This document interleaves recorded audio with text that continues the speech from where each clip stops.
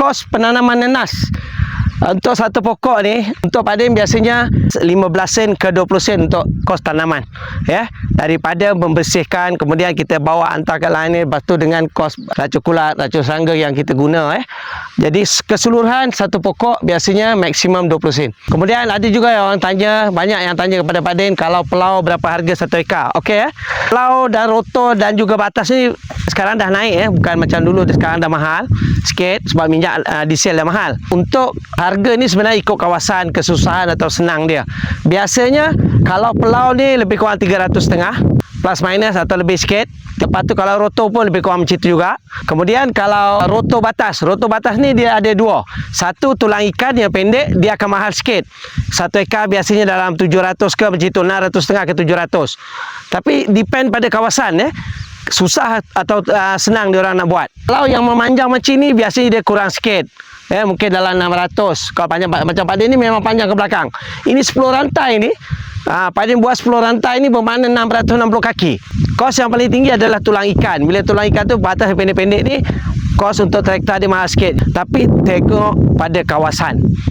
Tempat datang traktor tu jauh ke, kawasan tu memang senang traktor masuk ke, ataupun macam mana.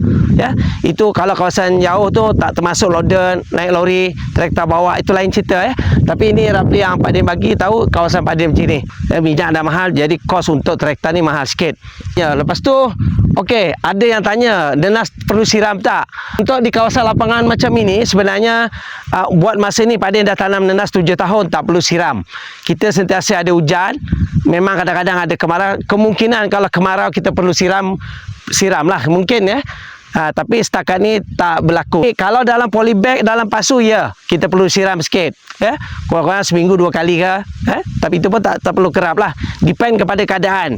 Panas keras kita kena siram balik. Kalau sekarang ni musim panas, daun nenas ni, kalau yang pokok nenas yang tak berduri, biasanya kalau terlalu panas ni, dia punya daun akan warna kuning. Tapi kalau nenas macam MD tu, kalau pokok daun yang memang ada duri, biasanya dia tahan sikit. Itu apa pengamatan Pak Din lah. Kalau macam MD2 ni pun nampak dia ada duri sikit. Jadi mana kalau panas macam mana pun dia jarang nak kuning sangat.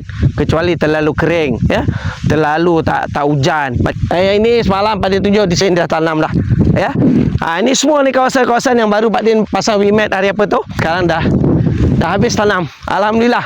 Tinggal lagi 2 batas setengah. Lebih kurang 3,000 lagi. Ini last untuk kebun ni Pak Din nak tanam untuk penghabisan. Alhamdulillah ini support daripada tim-tim Pak Din. Untuk bangunan adik Pak Din Halim. Untuk kebun biasa Abang Makno, Pak Din, lepas tu ada Wak, anak buah ada 2 orang. Untuk part-time ada 3 orang. Kemudian isteri Pak Din, anak-anak Pak Din yang akan membantu Pak Din. Alhamdulillah. Keluarga Pak Din memang support lah untuk kebun ni. Alhamdulillah semua sekali. Dan tim-tim Pak Din bekerja sama, bekerja keras untuk menjayakan dah jadinya kebun macam ni. Alhamdulillah. Semua sekali tolong doakan Pak Din dan tim-tim Pak Din. Mudah-mudahan Pak Din Nenas berjaya sampai bertuai. Dan mudah-mudahan semua akan datang sini dapat rasa buah nenas Pak Din, dapat beli nenas Pak Din. InsyaAllah tunggu tahun depan. InsyaAllah tahun depan kalau ada rezeki, InsyaAllah dapat rasa buah nenas daripada ladang Pak Din. InsyaAllah doakan supaya kami Pak Din Nenas berjaya untuk menghasilkan buah yang terbaik di kawasan Sabak Bernam ni. Boleh search kebun Pak Din 3. Okey, itu saja. Assalamualaikum.